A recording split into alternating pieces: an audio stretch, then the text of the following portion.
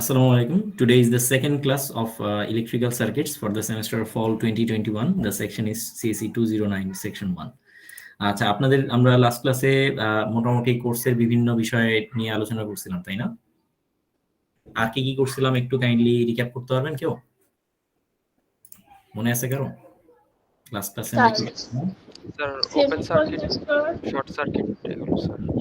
Open circuit, short circuit আর semiconductor, non semiconductor, quantization sir, quantization of charge, এই তো মোটামুটি। এটা কে দিছে? এটা আমি দিছি। আচ্ছা, যাই হোক, ঠিক আছে। সো মোটামুটি এই বিষয়গুলো আমরা পড়ছিলাম। সো আজকে থেকে আমরা বইয়ের মোটামুটি ফর্মালি শুরু করে দিই ই থেকে। তো আমরা বলছিলাম যে লাস্ট ক্লাসে সার্কিট মানে হচ্ছে ইলেকট্রিক্যাল এলিমেন্টগুলোর ইন্টারকানেকশন।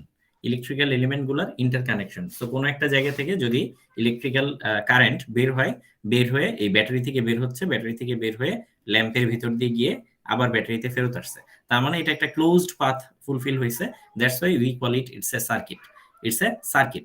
এখন সার্কিট হওয়ার জন্য শর্তটা কি? ক্লোজ পাথ ফুলফিল হয়েছে। এখন কোন কোন জিনিসগুলো নিয়ে সার্কিট হয়েছে? এগুলো সবই হচ্ছে ইলেকট্রিক্যাল এলিমেন্ট।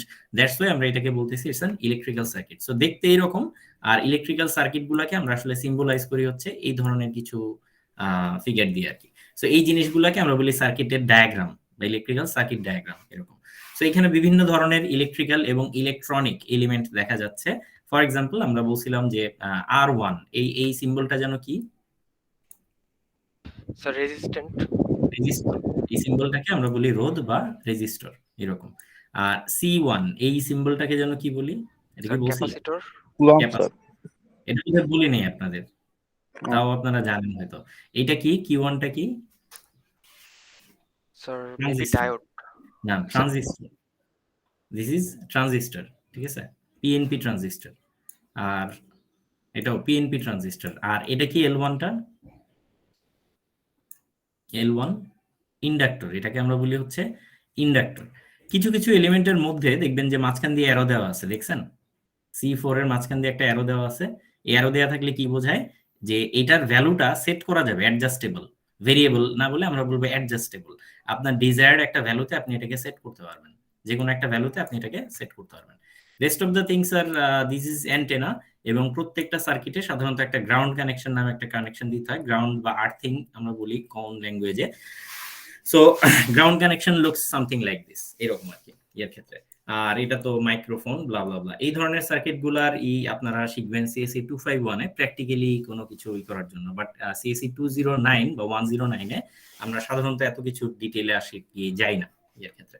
তো আগের দিন আমরা আরো জিনিস পড়ছিলাম, তার আগে আরেকটা জিনিস, system of units, SI unit যেগুলো আমরা বলি। আমরা ফুট পাউন্ড সেকেন্ড সিস্টেম, যেটা ব্রিটিশ সিস্টেম, যেটা সেটা আমরা ইউজ না করে আমরা আসলে ইউজ করি হচ্ছে SI ইউনিট, যেটাকে বলে আমরা সিস্টেম ইন্টারন্যাশনাল, MKS সিস্টেম, মিটার কিলোগ্রাম সেকেন্ড সিস্টেম, সেটাকে আমরা বলি SI ইউনিট। এই SI ইউনিটে আমাদের 7টা মৌলিক একক থাকে, ফিজিক্সে আপনারা পড়ছেন। এই 7টা মৌলিক এককের মাধ্যমে আমরা বাদবাকি যে কোনো রাশিমালাকে আমরা এক্সপ্রেস করতে পারি। We can express any terms in terms of this 7 basic quantities. সেগুলো কি? লেন্থ, কোনো বস্তুর দৈর্ঘ্য, যেটার একক হচ্ছে মিটার, মাস কি, time, electric current, thermodynamic temperature, দীপন তীব্রতা বা luminous intensity and electric charge. এগুলা তো এগুলার একক কি কি পাশাপাশি লেখা আছে, এবং এগুলার সিম্বল গুলা কি কি সেগুলো আমরা মোটামুটি সবাই জানি কম বেশি। এগুলো জাস্ট একটু আপনাদের মনে করায় দেওয়া। বাট প্রবলেম ইজ অনেক ক্ষেত্রে আমাদের এই এককগুলা অনেক বড় বা অনেক ছোট, ঠিক আছে? এককগুলার যে স্ট্যান্ডার্ডাইজেশন, যেমন আগে বলা হয়তো কি একটা স্ট্যান্ডার্ড একটা লোহার টুকরা রাইখা বলতো যে এইটার দৈর্ঘ্যটা হচ্ছে 1 মিটার। কিন্তু এখন সেটা না বলে আমাদের 1 মিটারের যে ডেফিনেশন, সেটার অন্য একটা আসছে যে আলো এত সেকেন্ডে যতটুকু দূরত্ব অতিক্রম করে সেটাকে আমরা বলতেছি 1 মিটার। তো এরকম আর কি। তেমনি ভাবে বিভিন্ন অন্যান্য জিনিস, যেমন এই যে ইলেকট্রিক কারেন্ট অ্যাম্পিয়ার, অ্যাম্পিয়ারের ডেফিনেশন হচ্ছে 1 সেকেন্ডে 1 কুলম চার্জ প্রবাহিত হইলে তখন আমরা সেটাকে বলি 1 অ্যাম্পিয়ার, এরকম কুলম পার সেকেন্ড ইত্যাদি ইত্যাদি।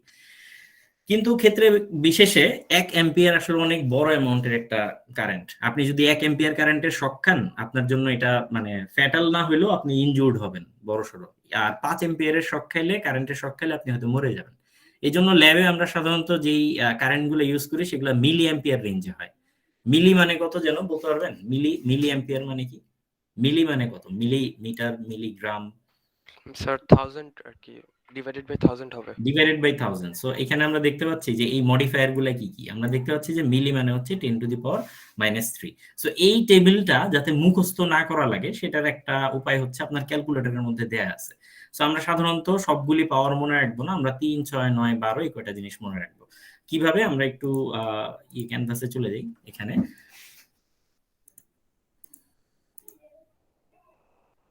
this could be something. So আমরা যদি বলি যে সাম গ্রাম, ঠিক আছে, আমরা বলি যদি এটাকে বলি 1 গ্রাম, তাহলে 1 গ্রামকে যদি আপনি 1000 দিয়ে ভাগ করেন, 1000 দিয়ে ভাগ করেন, you can write it something like 1 into 10⁻, কত লেখা যাবে? -3 মাইনাস গ্রাম, রাইট? এই পর্যন্ত তো বোঝা গেছে। আচ্ছা, এখন আমার এই ইনটু 10⁻³ যে পার্টটা আছে, এই ইনটু 10⁻³ পার্টটা লিখতে আমার কষ্ট লাগে। এটা কি এককের অংশ? ইনটু 10⁻³ যেটা, এটা কি ইউনিটের অংশ, এককের অংশ? হ্যালো, সো দিস ইজ, এটা কিন্তু এককের অংশ না, this is not the part of the unit, এটা কিন্তু এককের অংশ না।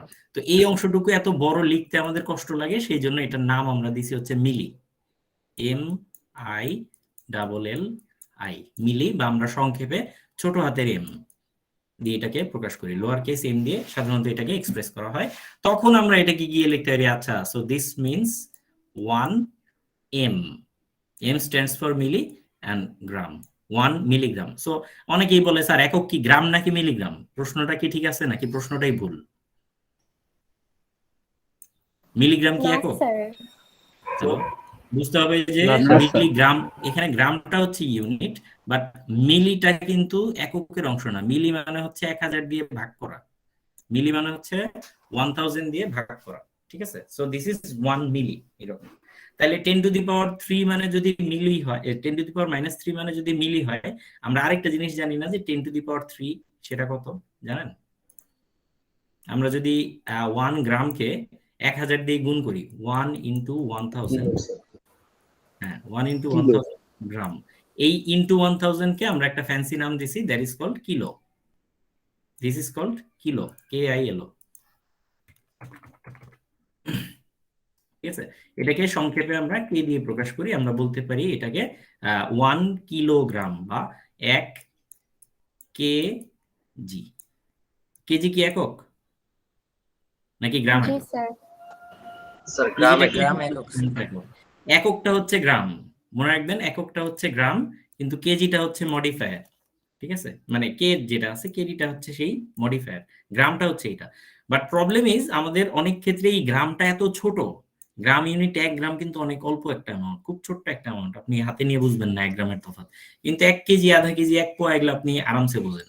সো যার ফলে গ্রামটা অনেক ছোট একক বলে তারা স্ট্যান্ডার্ড ধরার সময় গ্রাম নাকে না ধরে কিলোগ্রামটাকে একক হিসেবে ধরছে। খেয়াল করে দেখেন, মাস এর একক হচ্ছে গ্রাম না, এটা কিন্তু কিলোগ্রাম, ঠিক আছে? তো সেই হিসেবে আর কি জাস্ট এখানে জানতে হবে যে এটা গ্রামের সাথে 1000 দিয়ে গুণ করা, গ্রামের সাথে 1000 দিয়ে গুণ করা। সো গ্রামটা ইজ দ্য মেইন একক আর কিলোটা হচ্ছে ইনটু 1000।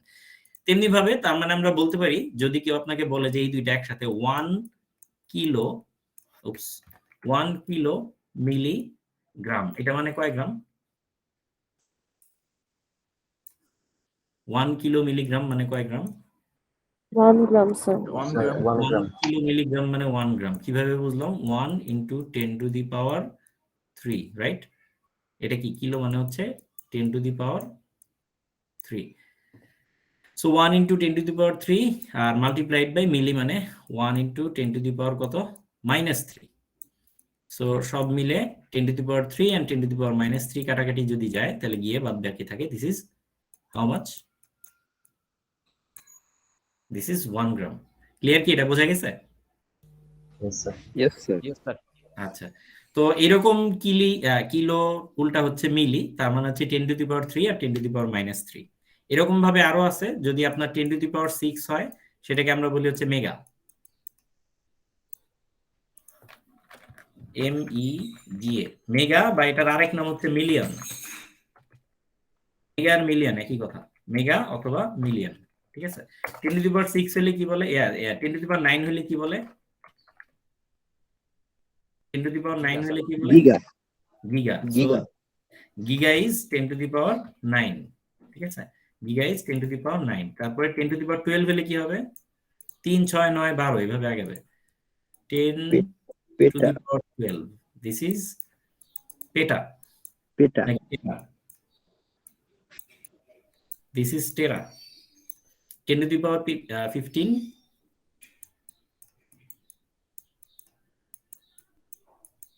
10 to the power 18, বই দেয়া আছে সব। 10 to the power 15 মানে কত? পেটা। এরপরটা হচ্ছে এক্সা। একইভাবে নিচের দিকে যদি আসেন 10 to the power -6, 10 to the power -6, এটা মানে কি? Micro. This is called micro, MICRO, micro. এটাকে আমরা সিম্বলাইজ করি হচ্ছে মিউ, গ্রিক সিম্বল মিউ দিয়ে, ঠিক আছে? মাইক্রো। 10 to the power -9 কত? 10 to the power -9 করে দাও।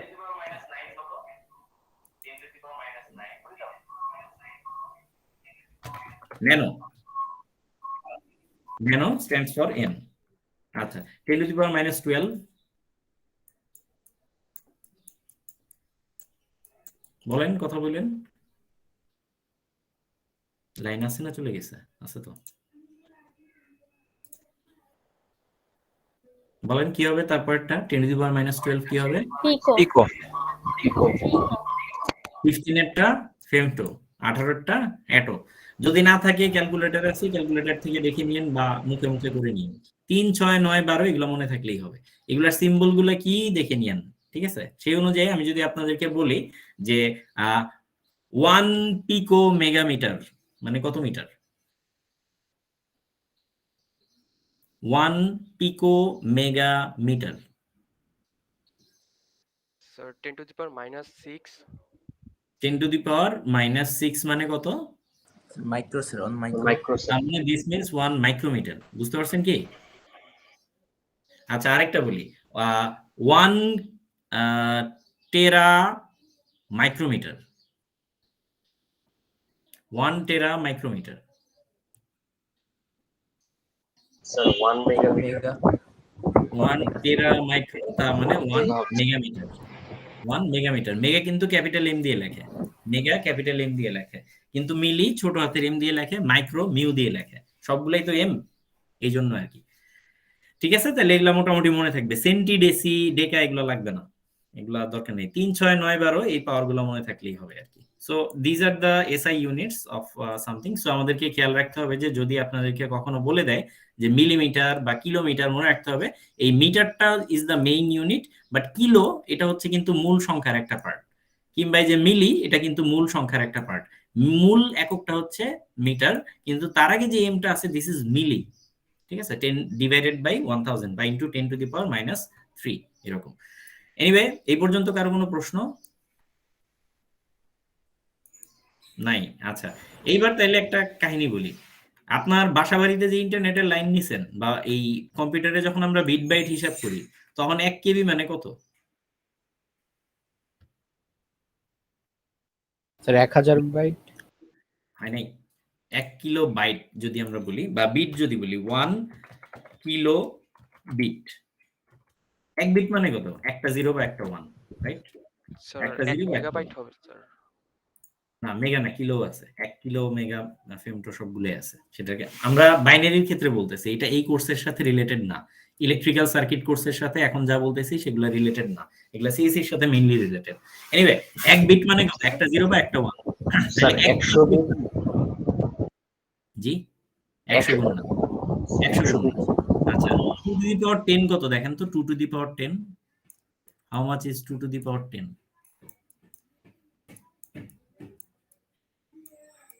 শোনেন, সিএসসি ডিপার্টমেন্টের লোকজন কয়েকটা সংখ্যা একদম ঠোঁটের আগে রাখতে হবে।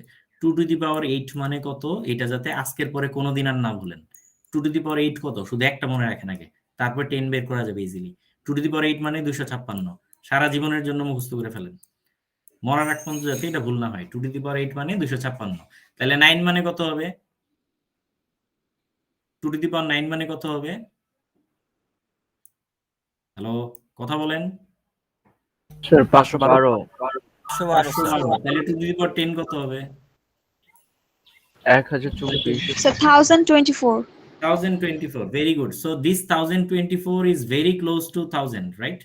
1024, you can say that this is quite equivalent to 1000. এরকম কিছু একটা বলা যায়। That's why এই কিলো আর এই কিলো তারা পেঁচায় ফেলছে।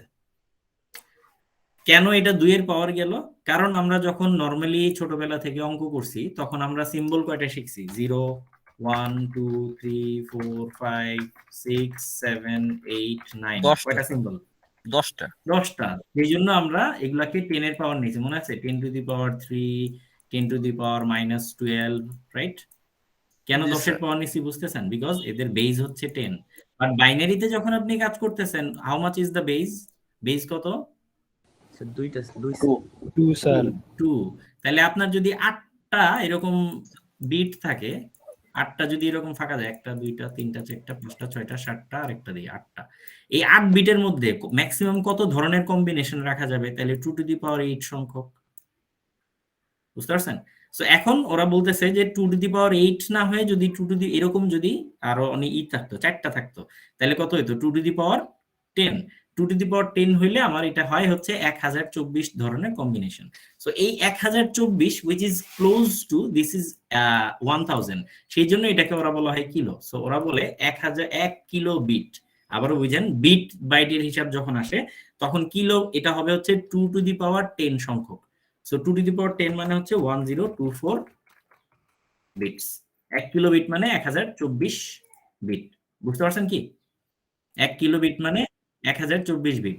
এটা হচ্ছে রিয়েল ব্যাখ্যা, কিন্তু আমাকে গ্রামীণ ফোনের কোন একজন কাস্টমার কেয়ার থেকে বলছিল যে স্যার, আমাদের কোম্পানি থেকে যদি আপনি 1 কিলোবাইট ইন্টারনেট কিনেন আপনাকে 24 মেগাবাইট ফ্রি দেওয়া হয়। আমাকে হোয়াট, কি বলেন এগুলা? না বুঝে আর কি। যাই হোক, সো এই জন্য কিন্তু যদি আপনি বলেন যে এই কিলোটা কি 10 এর পাওয়ার না 2 এর পাওয়ার, আমি এটা কেমনে বুঝবো? সো এই জন্য ওরা যেটা করে যে আপনি যখন বলবেন 1 কিলোমিটার,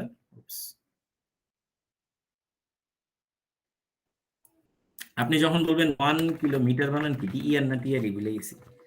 যখন বলবেন 1 কিলোমিটার তখন কিন্তু 1000 মিটার, রাইট? আচ্ছা, তাইলে এই 2 কিলোর মধ্যে আপনি ডিফারেন্সিয়েট করবেন কিভাবে? কখন 1024 হবে আর কখনই হবে? যখন বিট বাইটের হিসাব তখন 1024 হবে, এছাড়া বাদ বাকি সব ক্ষেত্রে এটা হবে। কিন্তু যদি লেখার সময় আপনাকে লিখতে বলে তখন আপনি ডিফারেন্সিয়েট করবেন কিভাবে? নিয়মটা হচ্ছে যখন বিট বাইটের জন্য 1 কেবি লিখবেন তখন you should write it something like K এর পরে একটা আই লিখতে হয়, কে আই তারপরে B. So this is 1 kilobit. কিন্তু যদি আপনি লেখেন 1 কেবি, দিস মিন্স এটা কত বিট বোঝাবে? 1 কেবি লিখলে কত বিট বোঝাবে? 1000 বিট। এটা কিন্তু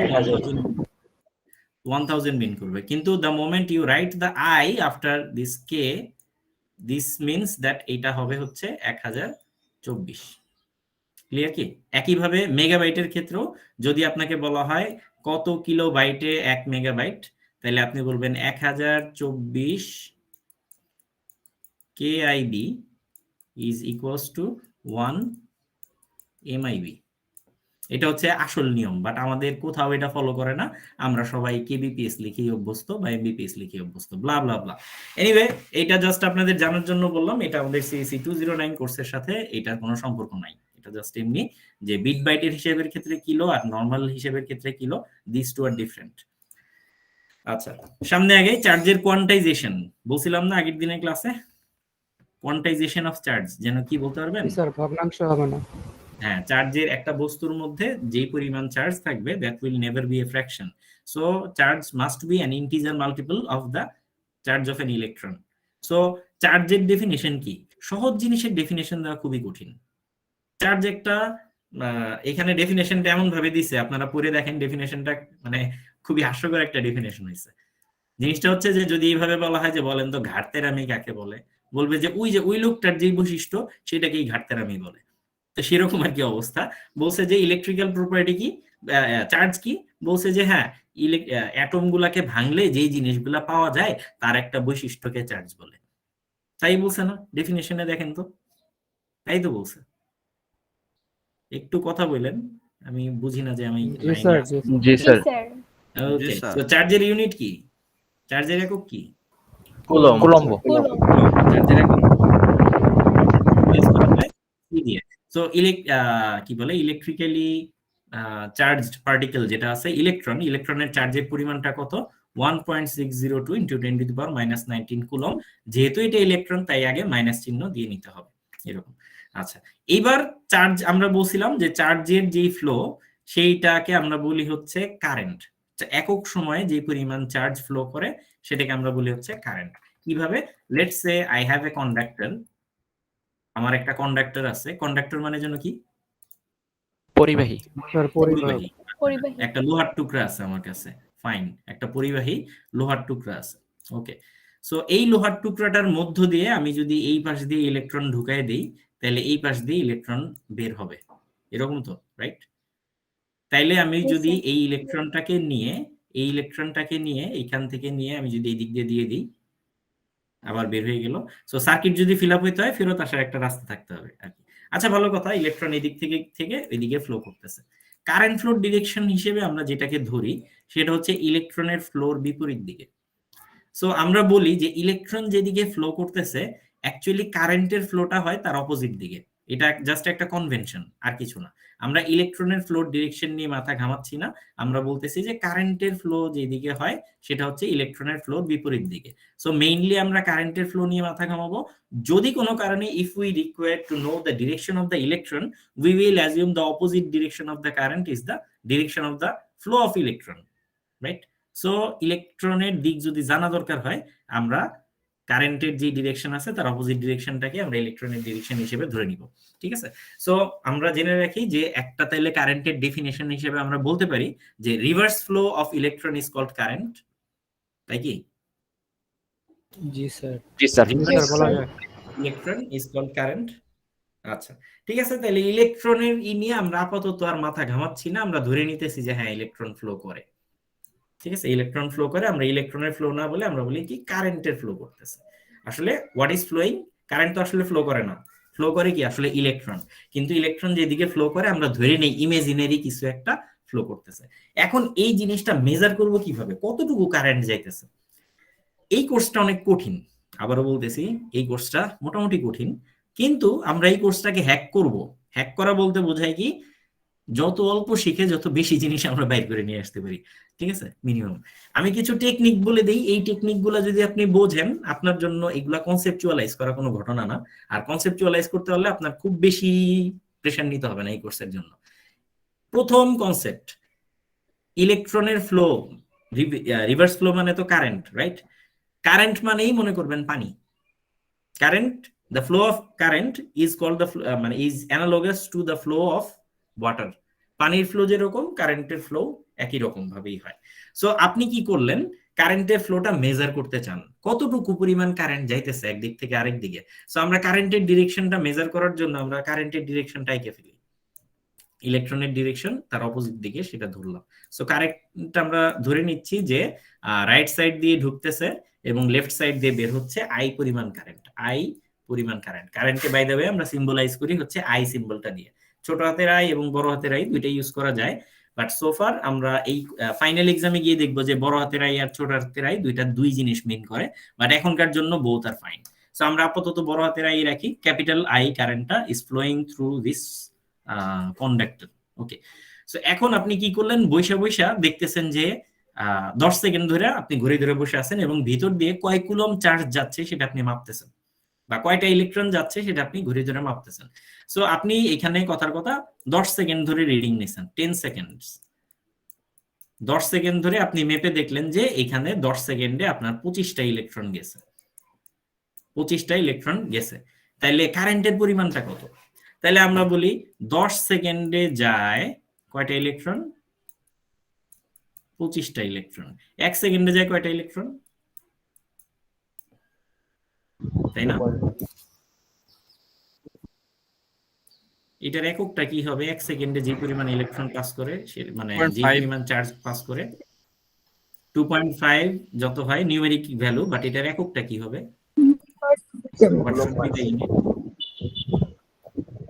উপরেরটার একক হচ্ছে কুলম্ব, নিচেরটা হচ্ছে সেকেন্ড, কুলম্ব পার সেকেন্ড। তাহলে বললাম 1 সেকেন্ডে এত কুলম্ব পার সেকেন্ড, তার মানে 1 সেকেন্ডে এত কুলম্ব চার্জ ফ্লো করে।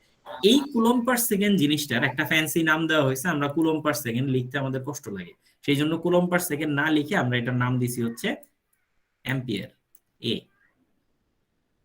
এ মানে হচ্ছে অ্যাম্পিয়ার। সো 1 সেকেন্ডে কত কুলম চার্জ ফ্লো করে সেটাকে আমরা বলি হচ্ছে তার কারেন্টের পরিমাণ। তার মানে আমরা এখান থেকে যদি দেখি ফর্মুলা যদি ডিরাইভ করার চেষ্টা করি, সি দ্যাট আপনাদের উপরে যেই টার্মটা আছে কুলম কিসের একক? কুলম কিসের একক? চার্জের চার্জের চার্জ। আর সেকেন্ড কিসের একক? টাইম সময় টাইম কারেন্টের কি? আই। অ্যাম্পিয়ার না, কারেন্টের একক তো অ্যাম্পিয়ার, মানে অ্যাম্পিয়ার কিসের একক? কারেন্টের একক। কারেন্টের unit is ampere. Current is measured in ampere, AMPERE, ampere. ঠিক আছে, কারেন্টের একক হচ্ছে অ্যাম্পিয়ার। তো তার মানে এইখান থেকে আমরা দেখতেছি যে অ্যাম্পিয়ার মানে হচ্ছে আসলে কি COU, coulomb per second. Ampere মানে হচ্ছে তাহলে কুলম পার সেকেন্ড। ঠিক আছে, কুলম পার সেকেন্ড লিখতে আমাদের কষ্ট লাগে, সেই জন্য আমরা এটা একটা নাম দিয়ে দিছি, দিস ইজ কল্ড অ্যাম্পিয়ার। তাহলে কারেন্ট মানে হচ্ছে পানির ফ্লো। আপনি যদি এভাবে চিন্তা করেন যে একটা কিভাবে গোসল করতে গেছেন, কল ছেড়ে রাখছেন, কলটা যদি অল্প একটু ছাড়েন, পানি অল্প অল্প পড়তেছে, তার মানে অল্প পরিমাণ কারেন্ট ফ্লো করতেছে। কলটা যদি বেশি জোরে ছাড়েন তাহলে কি হবে? বেশি পরিমাণ পানি বের হবে, তাহলে আমরা বলবো বেশি পরিমাণ কারেন্ট বের হচ্ছে এখান থেকে। সো 1 সেকেন্ডে কতটুকু পরিমাণ, কয় কেজি পানি বের হইতেছে, এটা যদি পানি বের হওয়ার রেট হয়, তাহলে 1 সেকেন্ডে কয় কুলম চার্জ বের হইতেছে, এটা হলো তাহলে চার্জ বের হওয়ার রেট। আর রেট যদি হয়, এই রেটটাকে আমরা নাম দিছি হচ্ছে কারেন্ট। তো যখনই আপনি বলবে কারেন্ট, মনে রাখতে হবে এটা সময়ের উপর dependent, it's a time dependent quantity. Current is always a time dependent quantity. একক সময় কি পরিমাণ চার্জ ফ্লো করে। কেউ যদি এখানে এসে দেখতো, দেখি আপনারা বুঝছেন কিনা, কেউ যদি এখানে ধরেন রিডিং নিছে হচ্ছে 5 সেকেন্ড ধরে, সে দেখলো 5 সেকেন্ডে 25, আরো সহজ করে দিই, 25টা ইলেকট্রন ফ্লো করতেছে এটা, তাইলে কত অ্যাম্পিয়ার কারেন্ট ফ্লো করতেছে? 5 অ্যাম্পিয়ার। 5 অ্যাম্পিয়ার না, হয় নাই। 5 ইলেকট্রনের চার্জ দিয়ে গুণ করতে হবে না? 5 ইন্টু 1.602 ইন্টু 10⁻³ এই যে এটার কথা ভুলে গেছেন? হ্যাঁ, 5 কখন হইতো? যদি আমি বলতাম যে 5 সেকেন্ডে এখান থেকে 25 কুলম চার্জ প্রবাহিত হচ্ছে, ইফ ইট ইজ 25 কুলম, তাহলে আপনি বলতে পারেন যে হ্যাঁ এখন তাহলে 5 ampere charge, because if it is 25 তাহলে এখানেও হবে আপনার 25। ঠিক আছে, in that case you can say that আচ্ছা তাইলে আমার এখানে 5 এর নিচে হচ্ছে সেকেন্ড, তাইলে এখানে হ্যাঁ 5 ampere current is flowing, you can say that this is 5 ampere. এটা বাট আগেরটা কিন্তু ছিল 25টা ইলেকট্রন, 25টা ইলেকট্রন। সো 25টা ইলেকট্রন আর 25 কুলম দুইটা কি এক? না স্যার। না স্যার অবভিয়াসলি নো। সো দুইটা কিন্তু এক জিনিস হবে না এরকম। তাহলে কারেন্টের কনসেপ্টটা আশা করি আমরা বুঝতে পারলাম। 1 সেকেন্ডে কত পরিমাণ কুলম প্রবাহিত হচ্ছে, 1 সেকেন্ডে কয় কুলম প্রবাহিত হচ্ছে সেটাকে আমরা বলি হচ্ছে কারেন্ট, এরকম। ঠিক আছে, সো ইউনিভার্সিটিতে যখন আপনারা এক্সামের আগে ঢুকতে যান তখন দেখবেন গেটের আগে অনেক লম্বা একটা লাইন হয়ে যায় এরকম। সো এক গেট দিয়ে মামা অনেক খুব দ্রুত চেক করে, হ্যাঁ তাড়াতাড়ি ছেড়ে দেয়। আরেক গেটের মামা ধরেন মানে সিকিউরিটি গার্ড যিনি আছেন উনি হয়তো অনেকক্ষণ ব্যাগ ট্যাগ খুঁটায় সবগুলো চেক করতেছে। সো যখন এটা দিয়ে করতেছে তাহলে যেই গেটে মামা খুব দ্রুত চেক করে ছেড়ে দিতেছে, তাহলে ওই গেটের কারেন্ট ফ্লো বেশি নাকি অন্যটার, মানে কারেন্ট ফ্লো না বলে মানুষ ফ্লো বলি আমরা, কোন গেটের মানুষের ফ্লো বেশি? যে তাড়াতাড়ি ছেড়ে দিতেছে, যে দ্রুত যেতে পারছে যে গেট থেকে। হ্যাঁ, তাইলে মানুষগুলা যদি এক একটা ইলেকট্রন হয় তাহলে তো বললে বুঝতেছেন, তাহলে যেই ইলেকট্রন মানে যেই লাইনে আপনার বেশি মানুষ দ্রুত আগাচ্ছে, যেই লাইন দ্রুত আগাচ্ছে ওই লাইনে কারেন্ট ফ্লো বেশি। জি স্যার। বুঝতে পারছেন কারেন্টের কনসেপ্টটা কি? আশা করি বোঝা গেছে। সো কয় সেকেন্ডে কতগুলা কুলম প্রবাহিত হচ্ছে সেটা। সামটাইমস কুলম না বলে আপনাকে বলে দিবে কয়টা ইলেকট্রন প্রবাহিত হচ্ছে, এটা জাস্ট কিছুই না। যদি আপনাকে তখন সেটা যদি বলে যায় যে 10টা ইলেকট্রন প্রবাহিত হচ্ছে তাহলে কয় কুলম, জাস্ট ইলেকট্রনের চার্জ দিয়ে গুণ করে যত হয় তত কুলম। ঠিক আছে, তাহলে আমরা কারেন্টের কনসেপ্টটাই গেলাম। Now it's time for voltage. Voltage is another concept. সেটা হচ্ছে what is this voltage? Voltage মানে হইলো কাজ করার ক্ষমতা বা পটেনশিয়াল, কতটুকু আমরা মানে কোনো কিছু দিয়ে কাজ করাইতে পারি আর কি, কাইন্ড অফ এরকম। যেমন আমরা এইভাবে যদি চিন্তা করেন, একটা চৌবাচ্চা টাইপ কিছু একটা আমরা নিয়ে আসছি,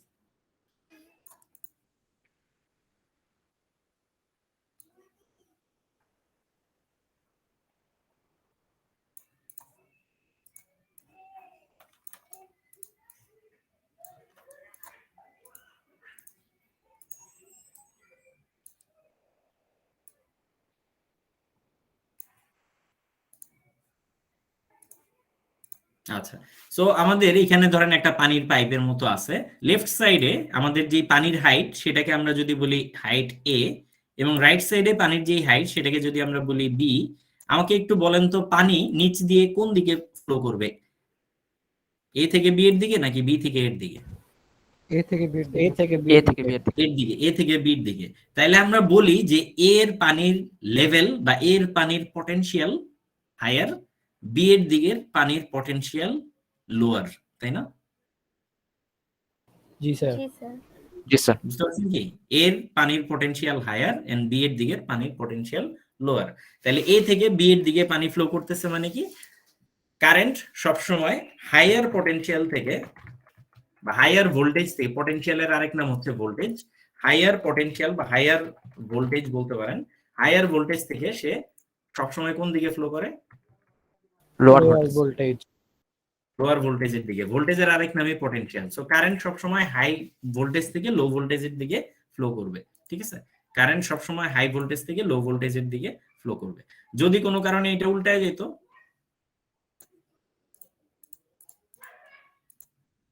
এখন কোন দিকে ফ্লো করতো? হায়ার হায়ার ভোল্টেজ দিকে, দিকে। ঠিক আছে?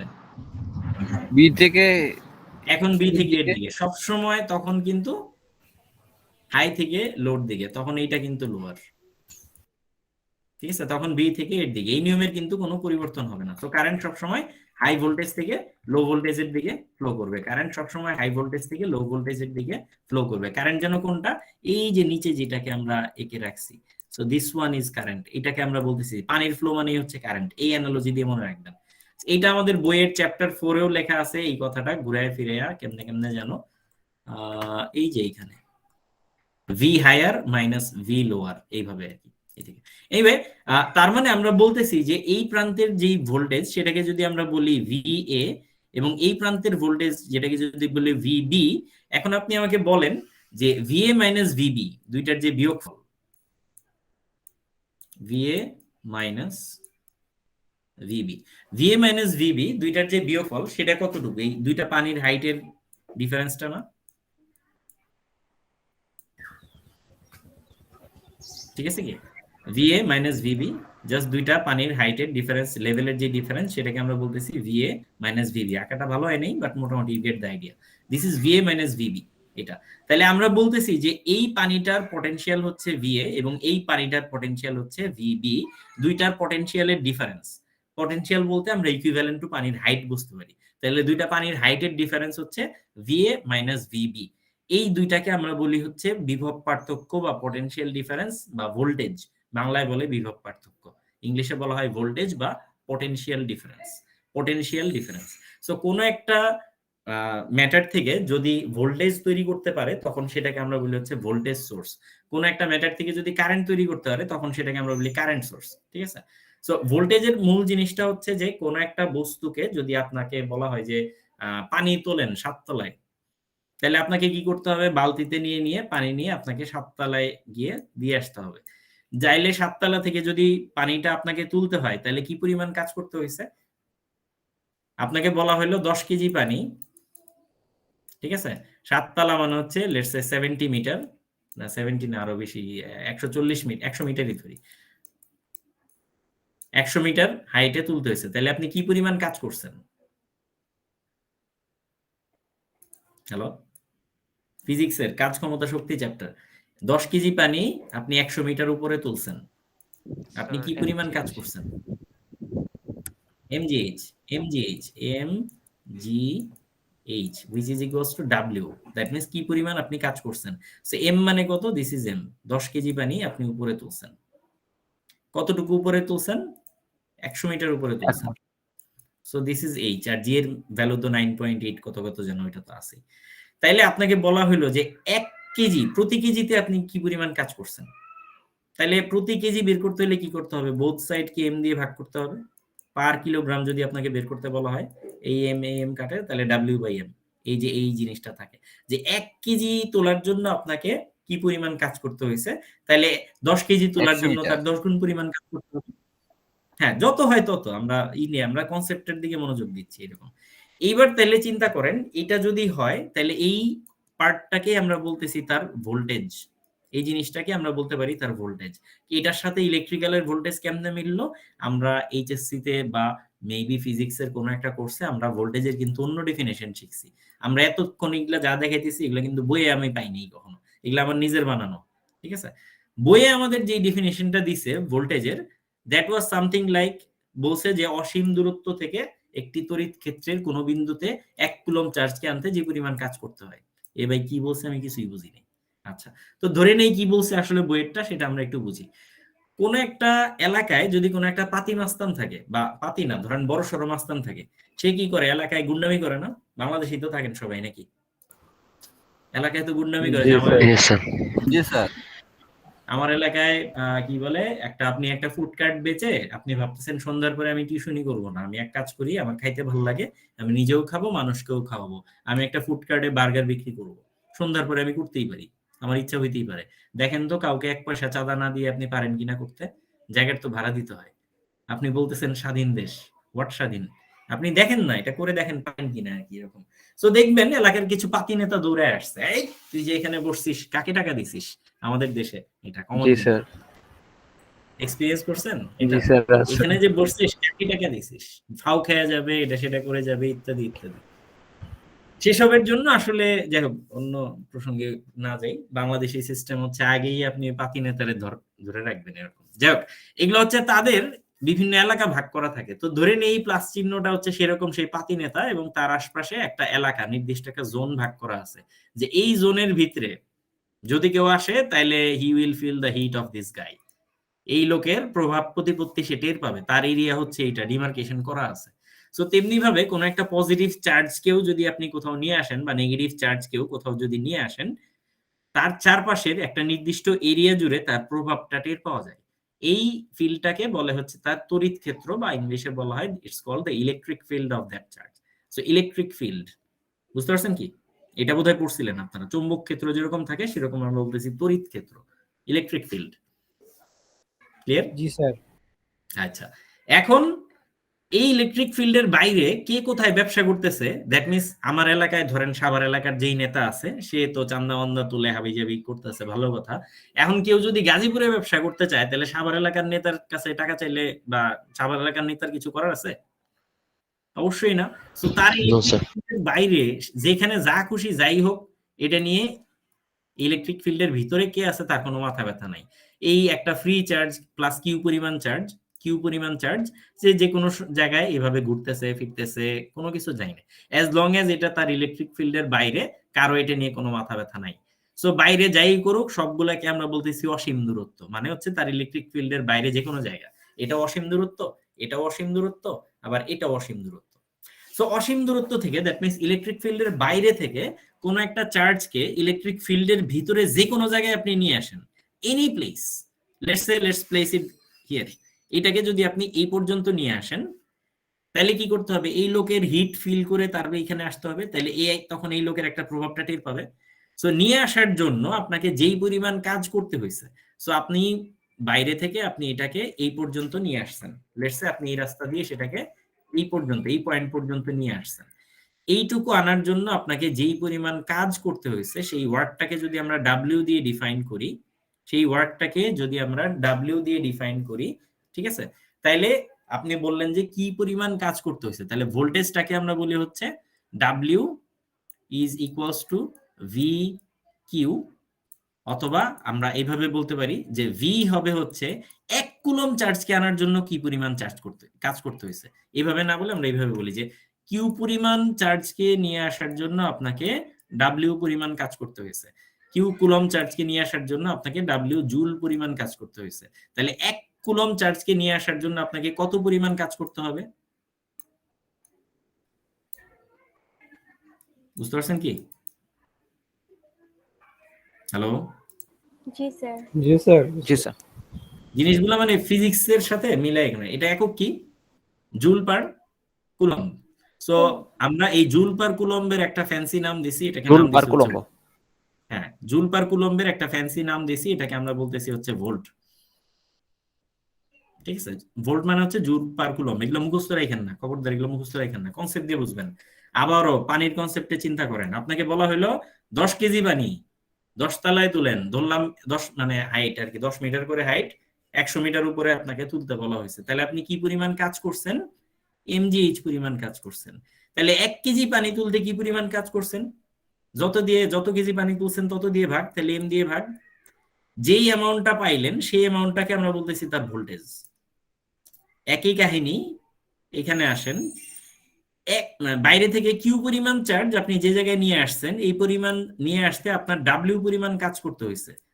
তাহলে 1 কুলম চার্জ, আগেরটাই দেখেন 1 কেজি তোলার জন্য কি পরিমাণ কষ্ট, আর এখানে হচ্ছে 1 কুলম চার্জ মুভ করাইতে কি পরিমাণ কষ্ট।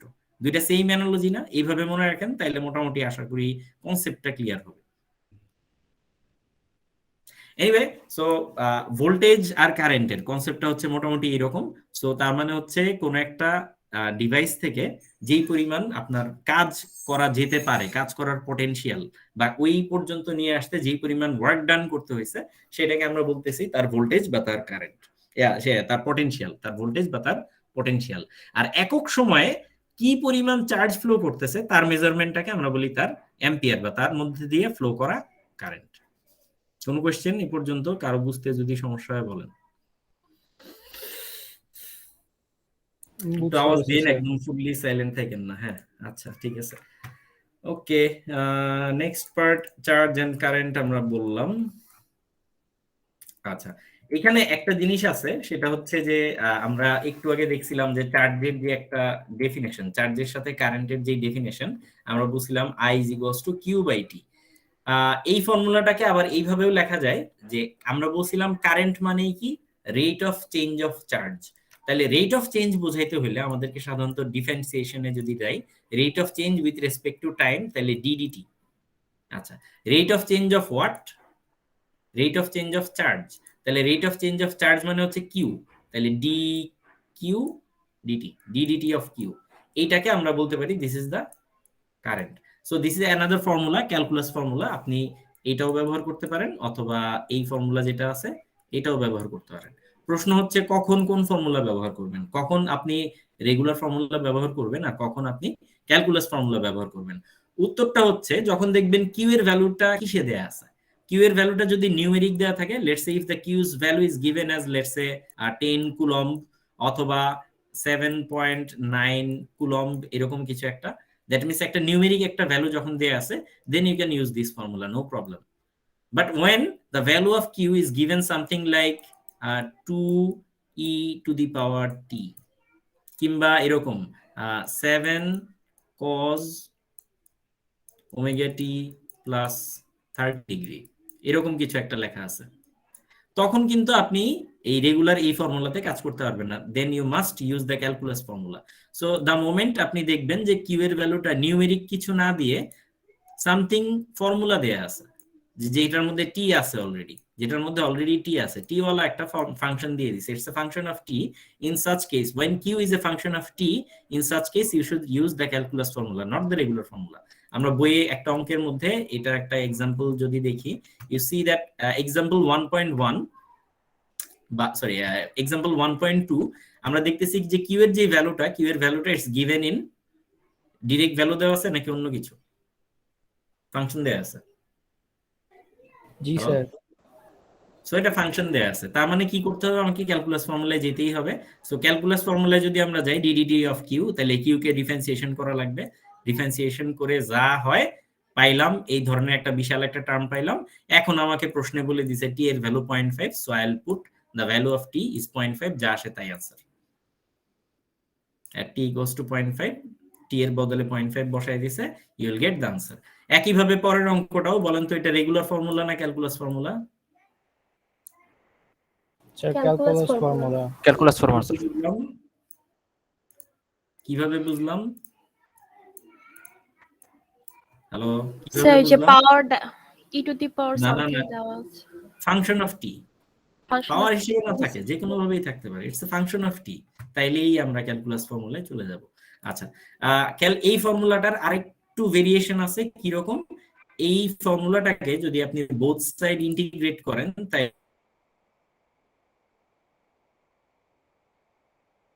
তাইলে এটার আরেকটা ভার্সন আসছে।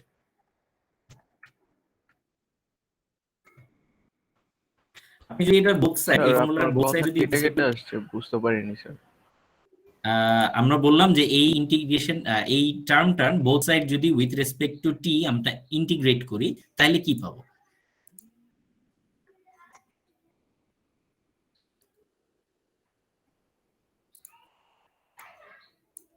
Sir I equals to Q by T।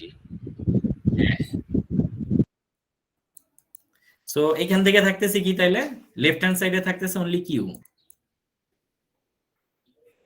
R right hand সাইডে থাকতেছে dt. So another formula we get from this equation এটা। So integration of I dt Q. তো এটা মুখস্থ রাখার কোনো মানে নেই, এটা মুখস্থ থাকলে এটা ইজিলি বের করা যায়। একটা যদি জানা থাকে তাহলে আরেকটা কোয়াইট ইজিলি বের করা যাবে। ইনফ্যাক্ট এটাও দরকার নাই, এইটা যদি জানা থাকে আপনি এটা বের করতে পারবেন, এটা থাকলে এটা বের করতে পারবেন, পরেরটা আর কি। আর যদি চান যে মুখস্থ রাখবেন মুখস্থও রাখতে পারেন, it's up to you. But আমি মুখস্থ বিদ্যা ডিসকারেজ করি, যতটুকু সম্ভব আমি মুখস্থ বিদ্যা ডিসকারেজ করি। এই যে বইতেও দেখেন ওই সেম ফর্মুলাটাই দেয়া আছে এরকম। আচ্ছা, next term is called DC and AC. এটার তফাৎটা কি? ডিসি আর এসির তফাৎটা হচ্ছে ডিসি কখনো সময়ের সাথে সাথে দিক পরিবর্তন করে না। আগের দিন আপনাদের ইলেকট্রিক্যাল সার্কিট দেখানো হয়েছিল না, অনেকগুলা ইলেকট্রিক্যাল সার্কিট মনে আছে?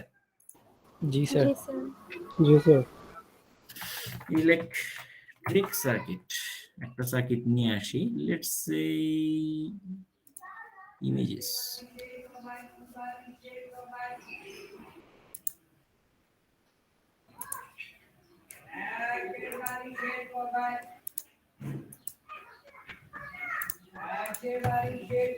সো এটা এইখানে তারা ওপেন সার্কিট দেখাইছে। আচ্ছা ভালো কথা, আমি আসলে ওপেন সার্কিট দেখাইতে আনি নাই এই জায়গায় এটা। সো এখানে কারেন্ট ফ্লো ডিরেকশন কোনটা কেউ বলতে পারবেন? কারেন্ট ফ্লো ডিরেকশন কোনটা? Sir positive. প্লাস থেকে মাইনাস। ব্যাটারির প্লাস থেকে বাইরে দিয়ে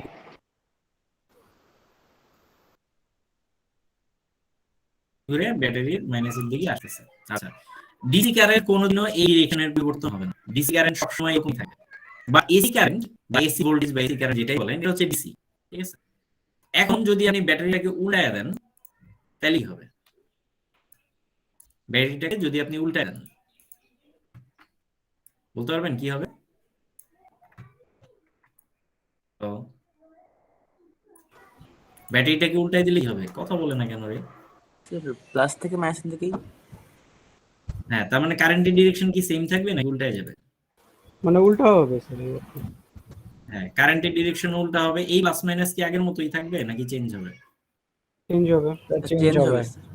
এটাও চেঞ্জ হয়ে যাবে, ঠিক আছে? আচ্ছা যাই হোক, সো কারেন্টের ডিরেকশন কিন্তু উল্টায় গেল। এখন কি এটা ডিসি নাকি এসি? Sir AC. এসি হয় নাই, still it's DC. Both of them are DC. এটাও ডিসি, এটাও ডিসি। কারণ কি? এরা দিক পরিবর্তন করে নাই, যে কোনো একদিকে যাচ্ছে তো যাচ্ছেই। এই লোক কি উল্টা দিকে গেছে? কখনো না। এই লোক কি সোজা দিকে গেছে? সেও না। এ উল্টা উল্টাই আছে, এ সোজা সোজা দিকেই আছে। So both of them are DC, কোনো সমস্যা নাই। বাট যদি আপনি কোনো কারণে ব্যাটারিটাকে নির্দিষ্ট সময় পর পর এরকম ভাবে ঘুরাইতে পারেন যে একবার সোজা একবার উল্টা, একবার সোজা একবার উল্টা, একবার সোজা একবার উল্টা, তাহলে কিরকম হবে? আমরা যদি জিনিসটাকে একটা গ্রাফের মধ্যে প্লট করি, লেটস সে একটা গ্রাফ পেপার, এটা এদিকে হচ্ছে টাইম আর এদিকে হচ্ছে আপনার ব্যাটারি থেকে আসা যে ভোল্টেজ আপনি পাচ্ছেন এটা। সো যখন আপনি এরকম রাখতেছেন প্রত্যেক সেকেন্ডে কিন্তু আপনি সেম রিডিং পাবেন। যদি ব্যাটারির হয় হচ্ছে 5 ভোল্টের ব্যাটারি যদি হয়, তাহলে আপনি প্রথমে রিডিং নিলেন 5 volt 5 volt 5 volt 5 volt 5 volt 5 volt, সবসময় কিন্তু একটা সেম রিডিং আপনি পেয়ে যাবেন। You will have a straight line. একটা গ্রাফ পেপারে কিন্তু একটা স্ট্রেট লাইন পাবেন। কিংবা যদি উল্টা দিকেও ব্যাটারিটা থাকতো, ব্যাটারিটা যদি উল্টা করেও লাগানো থাকতো, আপনি সিম্পলি এই গ্রাফটা একটু নিচে পাইতেন, আর কোনো কিন্তু ডিফারেন্স নাই। তখন আপনার আসতো হ্যাঁ -5 সেকেন্ড গ্রাফটার জন্য, সেকেন্ড ফিগারটার জন্য তখন আপনার হয়তো -5 আসতো, রাইট? কিন্তু যেটা একটা কিন্তু প্লাস হইলে সেটা সবসময় প্লাসই আছে, একটা মাইনাস হলে সেটা সবসময় মাইনাসই আছে। বাট যদি কখনো এরকম হয় যে কখনো এটা প্লাস কখনো এটা মাইনাস, প্রতি সেকেন্ডে সেকেন্ডে দিক পরিবর্তন করতেছে, তাইলে তখন একটা ঘাপলা আছে। কিভাবে আমরা আরেকবার একটু দেখি। লেটস সে আমাদের একটা গ্রাফ আছে, দ্যাট ইজ সামথিং লাইক এরকম কিছু একটা। এইবার আপনাকে এই ধরনের দুইটা সার্কিট দিয়ে দিল, সরি একটাই দিয়ে দিল, দুইটার দরকার নেই, একটাই থাকুক। তো ফার্স্টে এই ধরনের একটা সার্কিট দিয়ে দিল। আচ্ছা, সো এইখান দিয়ে কি পরিমাণ কারেন্ট ফ্লো করতেছে, যেহেতু বা কি পরিমাণ ভোল্টেজ পাওয়া যাচ্ছে সেটা আপনি মাপলেন। আচ্ছা, মাইপা দেখলেন যে কথার কথা এখানে আপনি সামথিং একটা ভোল্টেজ পাচ্ছেন, কিছু একটা আপনি পাচ্ছেন। আমরা এই একই জায়গায় দেখতে পারলে ভালো হতো, এই জায়গায় ডান পাশে একই। সো একটা সময় মেজারমেন্ট নিয়ে আপনি কিছু একটা ভ্যালু পাইছেন, ভালো কথা আর কি। একটু পরে নেক্সট রিডিংটা দেওয়ার আগে ব্যাটারিটাকে উল্টায় দেওয়া হয়েছে। এই উল্টানো না, সরি।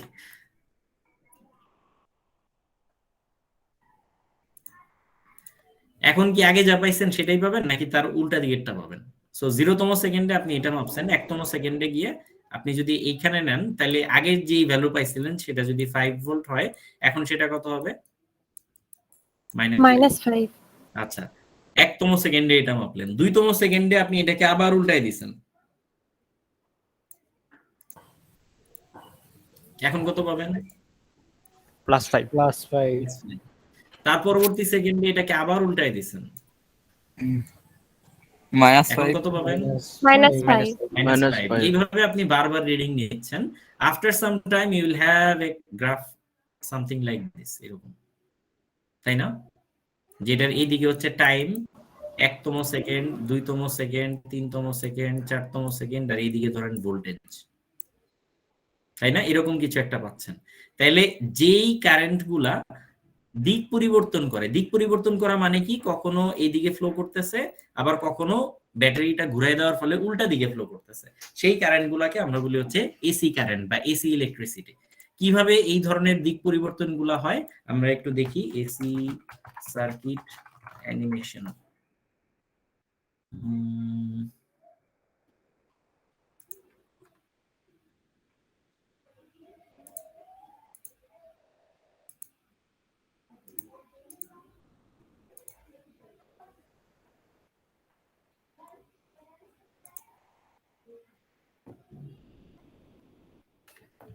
খুব বাজে একটা ছবি, তাও মোটামুটি বোঝা যাচ্ছে। দেখা যাচ্ছে কি? জি স্যার। জি স্যার। জি স্যার। দেখেন, এ পিকচার ইজ ওয়ার্থ 1000 ওয়ার্ডস। একটা হচ্ছে এসি আর একটা হচ্ছে ডিসি।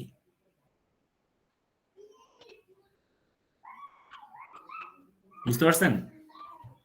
আর জি কি স্যার। বলবো, দিক পরিবর্তন করতেছে। সো এসি আমাদের ফাইনাল এক্সামে, এসি আমাদের ফাইনাল এক্সামে, আগে আমরা আর এসি নিয়ে কথাবার্তা বলবো না, আমরা শুধুমাত্র ডিসি নিয়ে কথাবার্তা বলবো বা কাজ টাজ করবো, যা যা করা দরকার। ওকে, তাইলে মোটামুটি ডিসি আর এসির তফাৎটা গেল। আরেকটা কনসেপ্ট, যদি আমরা কখনো বলি যে এই দিকে 5 এম্পিয়ার ফ্লো করতেছে, it's the same as saying that opposite দিকে -5 এম্পিয়ার ফ্লো করতেছে। সো তার মানে দাঁড়াচ্ছে, উনি বইয়ে যেটা বলতে চাইছে সেটা হচ্ছে যে যদি কোনো একটা ইলেকট্রিক্যাল এলিমেন্ট এরকম ভাবে থাকে, that means if this is A resistor, এই রেজিস্টরটার এই দিক থেকে এদিকে যদি কারেন্ট ফ্লো করতে থাকে, ঠিক আছে, তাহলে কোন দিক হাই আর কোন দিক লো? বাম দিকে হাই নাকি ডান দিকে হাই? বাম দিকে হাই। বাম দিকে হাই। সো বাম দিকে ইটস হাই এন্ড ডান দিকে ইটস লো, এটা। আচ্ছা, এই হাই এবং এই LOWHIGH, এই হাই এবং লো, এই যে দুইটা প্রান্ত আছে, তাহলে কারেন্ট ফ্লো করে সবসময় হাই থেকে লো এর দিকে, কারেন্ট ফ্লো করে সবসময় হাই থেকে লো এর দিকে। আচ্ছা, কেন যেন এটা আসলাম? আচ্ছা হ্যাঁ, তাহলে এইখান দিয়ে যদি আমরা বলে দিই যে 3 ampere current is flowing from from left to right direction, it is the same as writing, আমি যদি এইটা লিখি আর এটা না লিখে আমি যদি উল্টা দিকে লিখি, এই হাই লো বাদ দিই,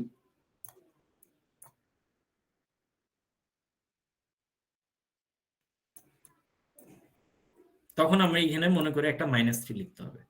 সো এই দুইটা কিন্তু এক্সাক্ট সেম জিনিস মিন করে। সো আপনি বলতে পারেন যে আপনি এই দিক থেকে এইদিকে যাচ্ছেন with a value of 5, that also mean that আপনি উল্টা দিক থেকে আসতেছেন with a value of -5। বুঝা গেছে কি? জি স্যার। জি স্যার। আচ্ছা, অ্যানাদার ওয়ান, যদি কোনো কারণে ভোল্টেজ সোর্স থাকে, ভোল্টেজ গুলাও কিন্তু এভাবে উল্টায় উল্টায় লেখা যায় এরকম। আচ্ছা, আমরা এখন সার্কিটের এলিমেন্ট গুলার দিকে যাব। ভোল্টেজ গুলা যে কিভাবে উল্টানো যায় আমরা সামনে আবারও দেখবো, সমস্যা নেই। আমরা সার্কিটের বিভিন্ন এলিমেন্টের দিকে যাব। আমরা ভোল্টেজের ডেফিনেশন বললাম, আমরা কারেন্টের ডেফিনেশন বললাম, পাওয়ার এবং এনার্জি নেক্সট ক্লাসে পড়াবো, আজকে না। যেটা আমরা বলতে চাচ্ছি সেটা হচ্ছে ভোল্টেজের ডেফিনেশন কই যেন, সার্কিটের এলিমেন্ট গুলা এখানে 1.6 এখান থেকে। সো আমরা বলবো যে একটা ইলেকট্রিক্যাল সার্কিট যখন আমরা তৈরি করি, আমরা যখন একটা সিম্পল ইলেকট্রিক্যাল সার্কিট তৈরি করি, এই সার্কিটের মধ্যে আমাদের কয়টা ইলেকট্রিক্যাল এলিমেন্ট আছে?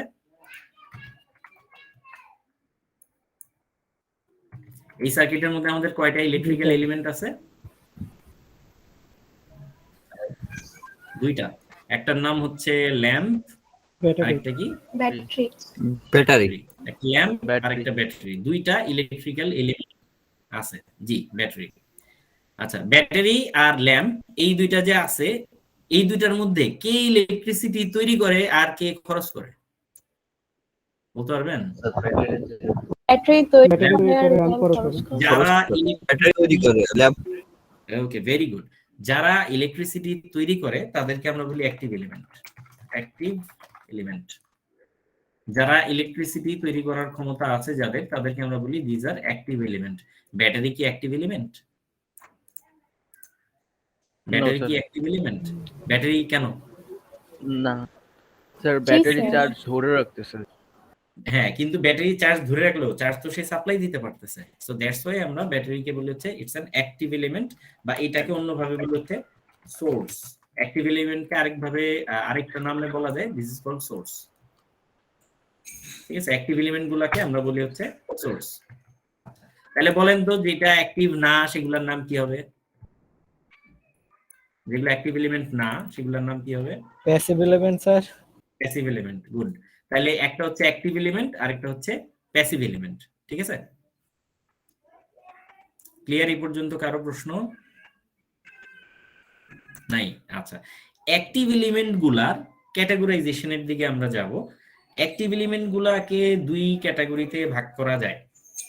অ্যাক্টিভ এলিমেন্ট গুলাকে দুইটা ক্যাটাগরিতে ভাগ করা যায়। আমরা বলতে পারি যেসব অ্যাক্টিভ এলিমেন্ট গুলা ভোল্টেজ তৈরি করে তাদেরকে আমরা বলি ভোল্টেজ সোর্স, আর যেসব অ্যাক্টিভ এলিমেন্ট গুলা কারেন্ট তৈরি করে তাদেরকে আমরা বলি current source. So there might be two kind of active elements, one is called voltage source, the other one is called current source। আচ্ছা, ভোল্টেজ সোর্স গুলা থেকে যেই ভোল্টেজটা তৈরি হয় তার ভোল্টেজটা ফিক্স থাকে, আউটপুট ভোল্টেজটা ফিক্স থাকে। So output voltage is fixed, current is variable. Voltage source থেকে বের হওয়া ভোল্টেজ সবসময় ফিক্স থাকে, কারেন্টটা ভ্যারি করতে পারে। কমন সেন্স কাটায় বলেন, কারেন্ট সোর্সের ক্ষেত্রে কোনটা ফিক্স থাকবে? কারেন্ট ফিক্স থাকবে। and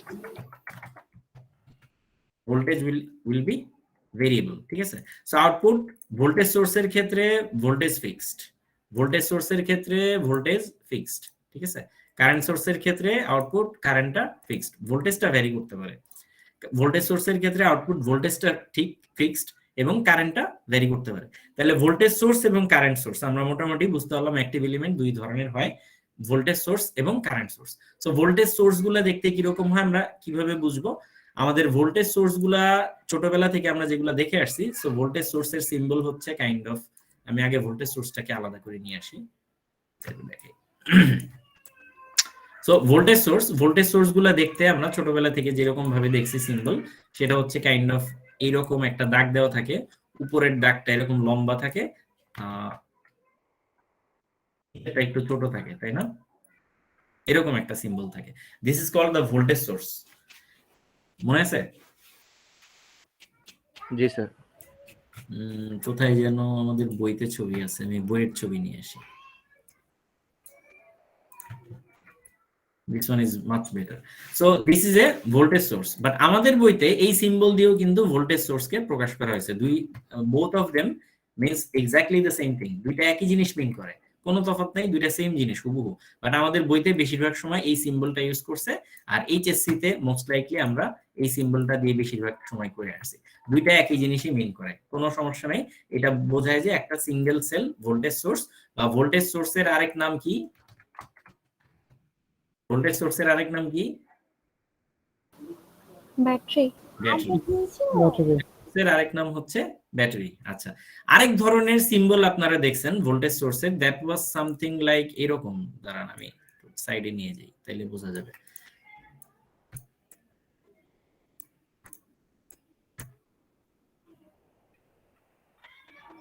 এরকম কিছু একটা দেখছিলেন না? জি জি স্যার। স্যার। এটা কি তাইলে? অনেকগুলো ব্যাটারি। অনেকগুলা ব্যাটারি, রাইট। সো এটাকে আমরা বলতে পারি multi cell battery. Multi cell battery, অনেকগুলা সেল আছে এরকম। আপনার ল্যাপটপের ব্যাটারি গুলোতে এখন সাধারণত সম্ভবত 3 সেল ব্যাটারি দেয়, আগে 6 সেল ব্যাটারি দিত, lithium ion battery. That means ওইটার ভিতরে আসলে 6টা পেন্সিল ব্যাটারি জোড়া লাগানো আছে। ইন আদার ওয়ার্ডস, কেউ কি বলতে পারবেন পেন্সিল ব্যাটারির কত ভোল্টেজ থাকে? আগের দিন মনে হয় জিজ্ঞাসা করছিলাম।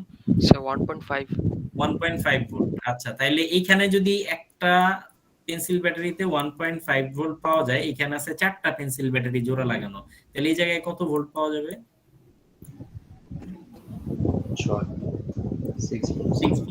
1.5 into 4 ভোল্ট যত হয় দ্যাট ইজ 6 ভোল্ট।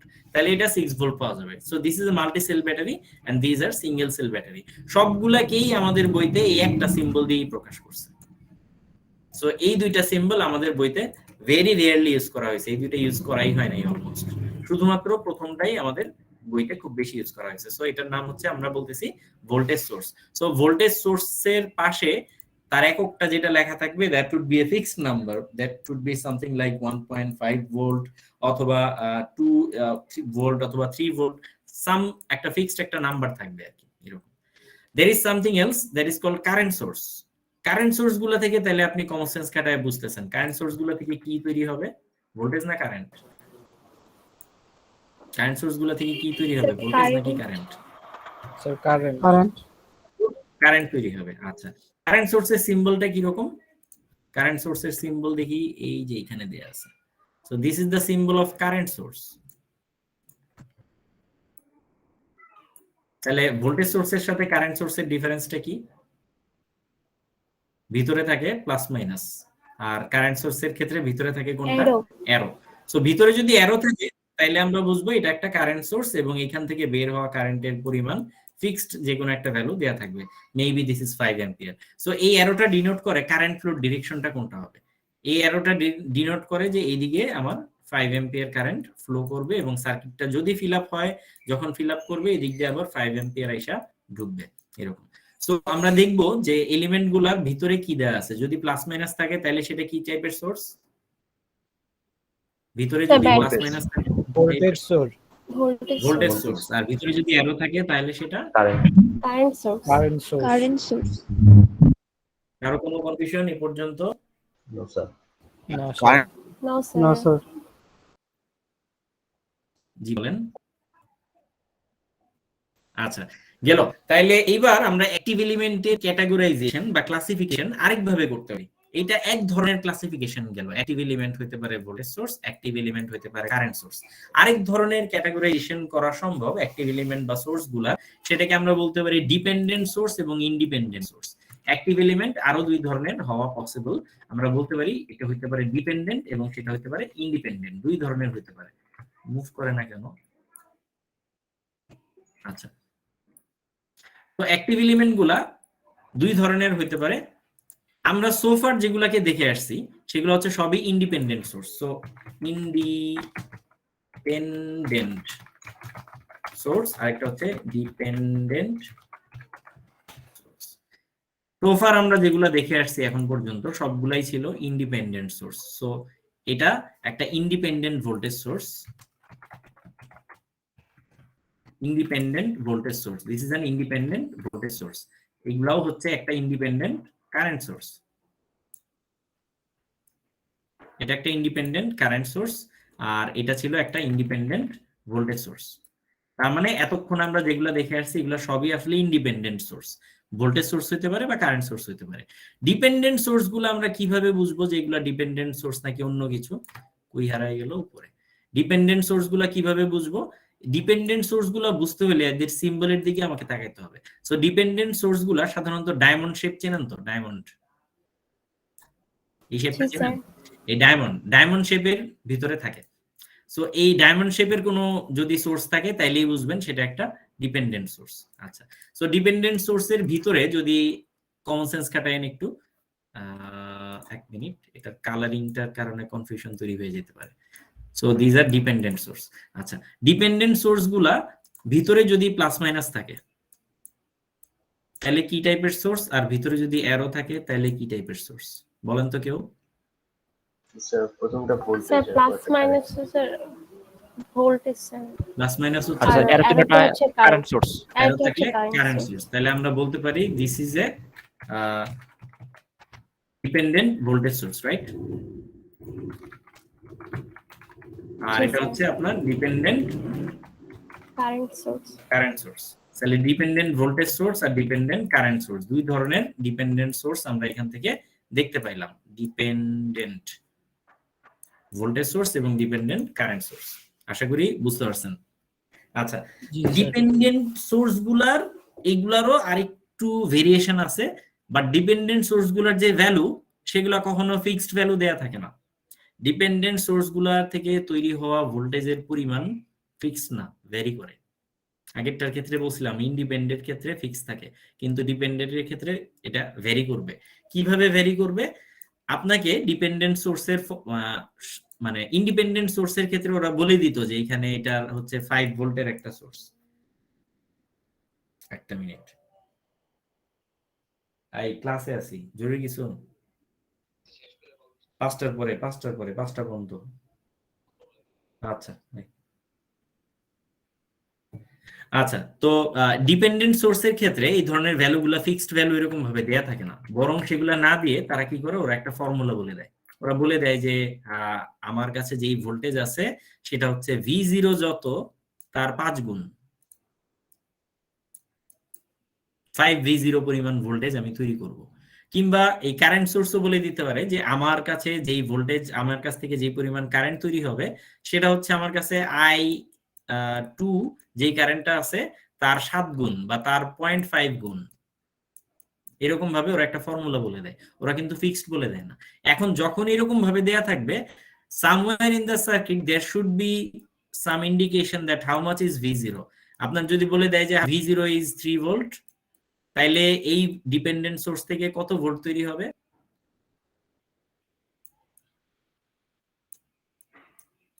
V0 যদি 3 হয় তাহলে এই ডিপেন্ডেন্ট সোর্স কত ভোল্ট তৈরি হবে? 15 sir.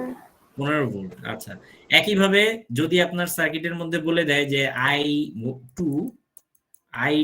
is 7 ampere, I2 is 7 ampere, তাহলে এই কারেন্ট সোর্স থেকে কত অ্যাম্পিয়ার বের হবে? 3.5 অ্যাম্পিয়ার বের হবে। কোন কারণে ডিপেন্ডেন্ট সোর্স কেন বলা হচ্ছে এখানে? কোন কারণে ধরেন এই ভ্যালুটা চেঞ্জ হয়ে 7 এর বদলে 10 অ্যাম্পিয়ার হয়ে গেছে, এখন এটার ভ্যালু কত হবে? 5 অ্যাম্পিয়ার। 5 স্যার। 5 অ্যাম্পিয়ার, বুঝতে পারছেন? 5 কোন অ্যাম্পিয়ার। কারণে এটা যদি আপনার, হ্যাঁ এক্স্যাক্টলি, কোন কারণে এটা যদি আপনার 4 ভোল্ট হয়ে যায়, 20 স্যার 20 হবে। So it will be 20 volt. বুঝতেছেন কেন এদেরকে ডিপেন্ডেন্ট সোর্স বলতেছে? বিকজ এদের আউটপুট ভোল্টেজটা ভ্যারি করতেছে কিন্তু। জি স্যার। আচ্ছা, সো ডিপেন্ডেন্ট সোর্সের যে ভ্যালুগুলো আমরা লিখলাম, সেই ভ্যালুগুলোর দিকে খেয়াল করে দেখেন, এই ভ্যালুগুলোর কিন্তু দুইটা পার্ট আছে।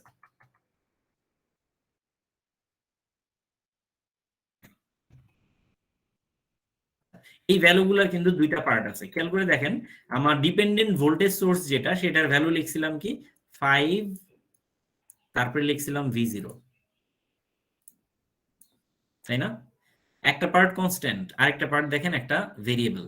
দ্বিতীয় ভাগে যখন আমরা কারেন্ট সোর্সের ভ্যালুটা লিখছিলাম, তখন দেখেন কেমনে লিখছিলাম I2, এবং তার আগে লিখছিলাম হচ্ছে একটা নির্দিষ্ট সংখ্যা, সেটাকে আমরা বলছি 0.5।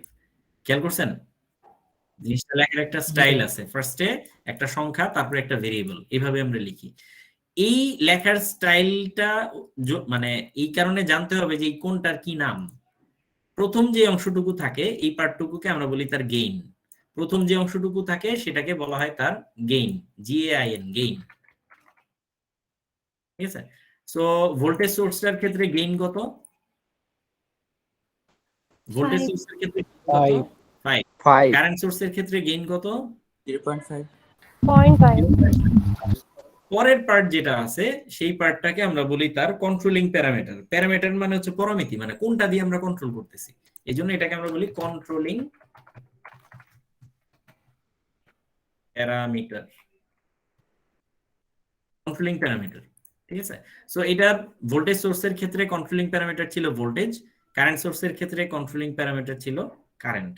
আচ্ছা, এরকম হইতে পারে যে ভোল্টেজ সোর্সের ক্ষেত্রে কন্ট্রোলিং প্যারামিটারটা একটা কারেন্টও হইতে পারে, কিংবা কারেন্ট সোর্সের ক্ষেত্রে কন্ট্রোলিং প্যারামিটার অন্য একটা ভোল্টেজও হইতে পারে, এরকমও হওয়া সম্ভব এই ক্ষেত্রে।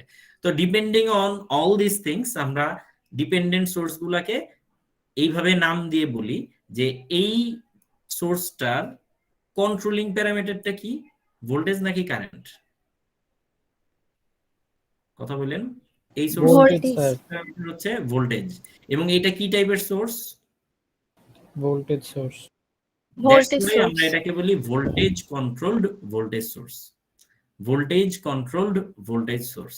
আবারও বলেন, দ্বিতীয়টার ক্ষেত্রে কন্ট্রোলিং প্যারামিটারটা কি, ভোল্টেজ না কারেন্ট? কারেন্ট। কারেন্ট। এটা কি টাইপের source? Current source. Current source. তাহলে এটাকে আমরা কি বলবো? Current controlling current source. Current controlled current source. Clear? তাহলে আমরা 4 ধরনের ডিপেন্ডেন্ট সোর্সেরই এখন আমরা আইকে ফেলতে পারি। 4 ধরনের ডিপেন্ডেন্ট সোর্স আমাদের হয়। সো 4 ধরনের ডিপেন্ডেন্ট সোর্স হতে পারে, নিচে যাইয়া এখানে এটা একটা,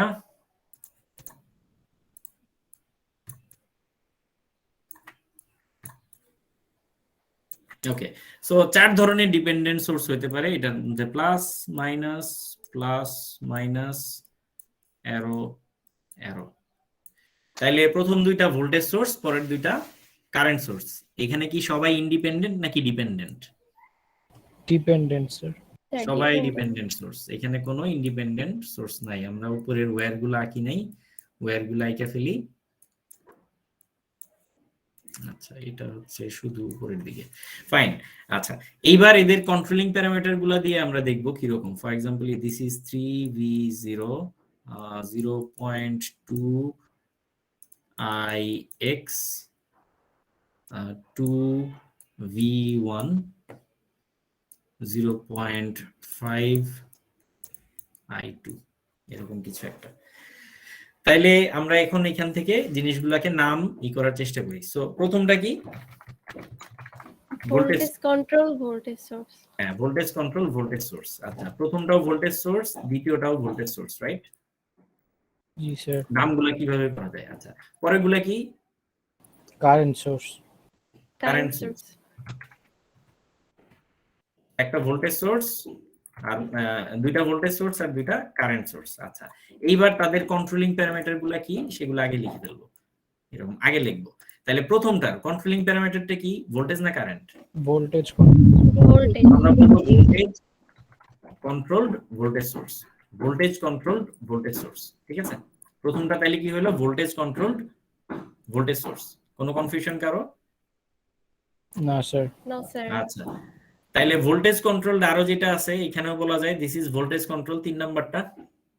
জি স্যার। স্যার ভোল্টেজ কন্ট্রোল কি source? Current source. Current source. আচ্ছা, দ্বিতীয়টা কি কন্ট্রোল, কন্ট্রোলিং প্যারামিটারটা কি দ্বিতীয়টা? Voltage current control. Current control. তো this is a current controlled. দ্বিতীয়টা কি? Voltage current source. Controlled voltage source. Current control voltage source. চতুর্থটা current control current source.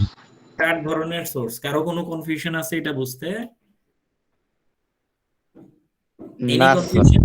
Sir আচ্ছা, আমাদের বইতে কি করছে, এগুলাকে একটু অন্য টাইপের নাম দিছে, ফ্যান্সি নাম দিছে। আমাদের বইতে এটাকে বলছে হচ্ছে VCVS, পরেরটার নাম দিছে হচ্ছে CCVS। আমার এগুলা জীবনও মনে থাকে না, আমি জানি না আপনারা মনে রাখবেন কেমনে, না রাখলেও কোনো সমস্যা নেই। VCCS আর লাস্টেরটার নাম কি হতে পারে? এগুলো কেমনে দিছে বুঝছেন? সিসিসিএস জি স্যার। বুঝছি স্যার। নামগুলো কেমনে দিছে বুঝছেন? জি স্যার। দেখেন জি আমাদের স্যার আমাদের বইতে কি করছে, কোনো ব্যাখ্যা ট্যাখ্যা না দিয়ে খালি লিখে দিছে এই চেকটা হইতে পারে। আমি কেমনে করব এটা? যাই হোক, আশা করি বুঝতে পারছেন। সো তার মানে ইন্ডিপেন্ডেন্ট আর ডিপেন্ডেন্ট সোর্স বোঝার উপায় কি? ইন্ডিপেন্ডেন্ট সোর্স গুলা সার্কেলের মধ্যে থাকে, ডিপেন্ডেন্ট সোর্স গুলা ডায়মন্ডের মধ্যে থাকে। ডিপেন্ডেন্ট সোর্স গুলা ডায়মন্ডের মধ্যে থাকে এবং ইন্ডিপেন্ডেন্ট সোর্স গুলা সার্কেলের মধ্যে থাকে। যদি ভিতরে শেপ যাই হোক, ভিতরে যদি প্লাস মাইনাস থাকে তাহলে সেটা ভোল্টেজ সোর্স, ভিতরে যদি অ্যারো থাকে তাহলে সেটা কারেন্ট সোর্স। ক্লিয়ার? জি স্যার। ওকে, বলেন তো এটা কি কন্ট্রোল কি source? Current control voltage source. Current control voltage source. আচ্ছা, এটা current control current current control current current source. Source. জি জি। আরেকটাই বাকি আছে, এটা current control voltage source. Current control voltage source. ঠিক আছে, আশা করি আমরা মোটামুটি এলিমেন্ট গুলা নিয়ে আমরা মোটামুটি স্যার আইডিয়া আমার পেয়ে একটা গেছি। কোশ্চেন আছে স্যার। G please. স্যার আমরা যে কন্ট্রোলিং প্যারামিটারটা স্যার পাইতেছি, এটা তো একটা ফিক্সড নাম্বার স্যার, এটা কি সার্কিট থেকে পাবো স্যার, তাই না? হ্যাঁ, এই যেমন ধরেন এই P3, এই অঙ্কের মধ্যে দেখেন কন্ট্রোলিং প্যারামিটারটা কি I এর ভ্যালু দেয়া আছে। এন্ড স্যার আরেকটা কোশ্চেন স্যার, মানে ডিপেন্ডেন্ট সোর্স তো স্যার ইন্ডিপেন্ডেন্ট ছাড়া তো স্যার থাকতে পারবে না স্যার, তাই না? না না না না, ডিপেন্ডেন্ট সোর্স মানেই হচ্ছে সার্কিটের মধ্যে একটা ইন্ডিপেন্ডেন্ট সোর্স থাকতেই হবে।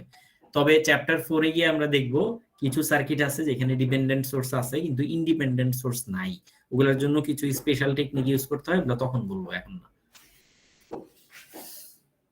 বাট আপনার উত্তর হচ্ছে ডিপেন্ডেন্ট সোর্স থাকলে অবশ্যই একটা ইন্ডিপেন্ডেন্ট সোর্সও থাকতে হবে। জি স্যার, বুঝতে পারছি। আচ্ছা, ইন রিয়েলিটি আসলে আমরা বাস্তবে যখন ল্যাব করি তখন ল্যাবে কিন্তু কোনো ডিপেন্ডেন্ট সোর্স বলতে কিছু নাই। প্র্যাকটিক্যালি যদি আপনি কাজ করেন, there is no such thing called dependent source। এবং প্র্যাকটিক্যালি যদি আপনি কাজ করেন, হ্যাঁ কারেন্ট সোর্স বলতে জিনিসপাতি আছে কিন্তু কারেন্ট সোর্স আমরা খুব বেশি ইউজই করি না। আমাদের 99% ক্ষেত্রে আমাদের ভোল্টেজ সোর্স দিয়েই কাজ হয়ে যায়, কারেন্ট সোর্স আমরা ইউজই করি না। আমরা জাস্ট ছোট্ট একটা ব্যাখ্যা দিই যে কিভাবে ডিপেন্ডেন্ট সোর্স গুলো আসে। আপনাদের এইচএসসি তে আপনারা পড়ছিলেন না common emitter configuration, common configuration, NP ট্রানজিস্টরের মধ্যে এনপিএন এই ধরনের থাকে। একখানে থাকে হচ্ছে ফরওয়ার্ড ব্যাস, এটা থাকে হচ্ছে কি জানি এরকম একটা সিম্বল থাকে, আমি এক্সাক্ট মনে নেই, এরকম মনে আছে কমন এমিটার কনফিগারেশন। সো যে দিক দিয়ে হচ্ছে আপনার ইলেকট্রন ঢুকতেছে, সরি কারেন্ট ঢুকতেছে, দ্যাট ইজ কালেক্টর, যে দিক দিয়ে বের হইতেছে দ্যাট ইজ এমিটার, আর মাঝখানেরটা হচ্ছে আপনার base emitter collector. So emitter দিয়ে যেই কারেন্ট সেটা যদি আইই হয়, কালেক্টর দিয়ে যেই কারেন্ট সেটা যদি আইসি হয়, আর বেজ দিয়ে যেই কারেন্ট বের হচ্ছে সেটা যদি আইবি হয়, তাহলে আপনার একটা টার্ম শিখছিলেন আলফা ইকুয়ালস টু, মনে নাই, আইসি বাই আইই, আর বেটা ইকুয়ালস টু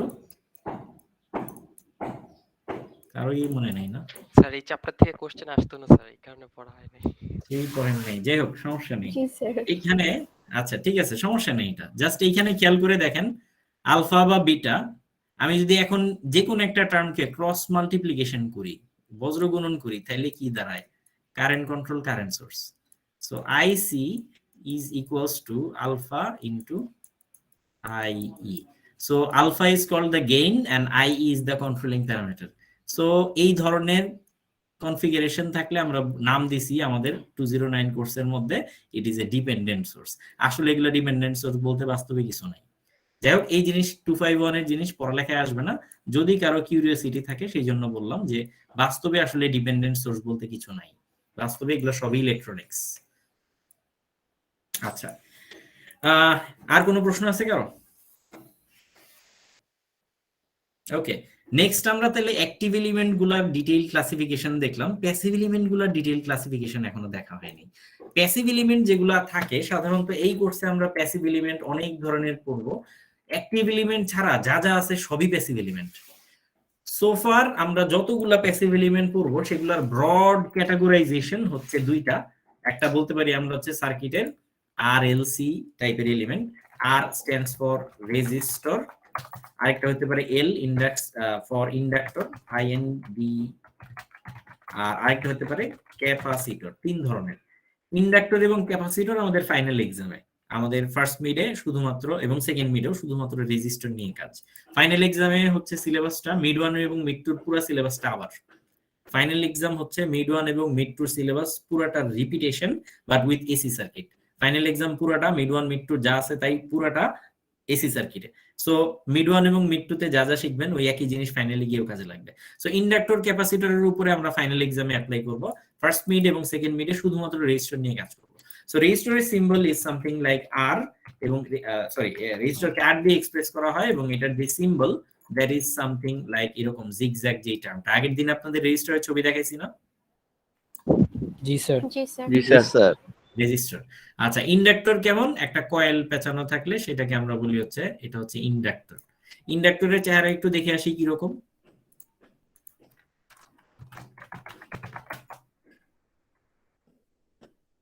এই জিনিসগুলো দেখছেন না কখনো?